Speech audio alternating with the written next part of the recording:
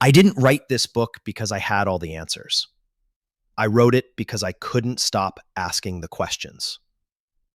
What makes people do what they do? Why do we love in ways that hurt?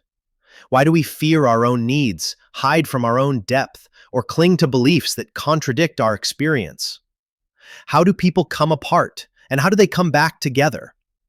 Why do we forget what matters until we're reminded by loss, grief, or beauty?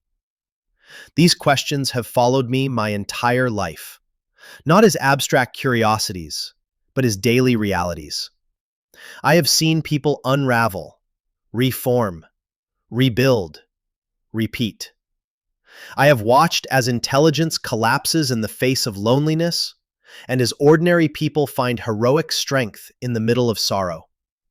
I've listened to stories that defy easy explanation and felt the limits of what psychology, as a field, is often willing to hold. And still, I believe in it. I believe psychology matters, not because it gives us clean solutions, but because it teaches us to live with complexity. Because it reminds us that beneath every behavior is a history. Behind every emotion is a logic, and inside every person is a meaning system trying to hold itself together. This book is not a textbook in the traditional sense, but it is meant to be a serious and comprehensive guide.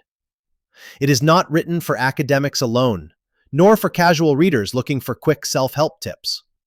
It is written for anyone who is serious about understanding what it means to be human through a psychological lens.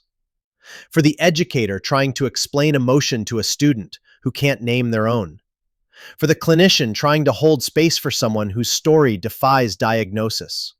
For the reader who wants more than pop science, but less than a DSM code. It is written in plain language, but with academic integrity.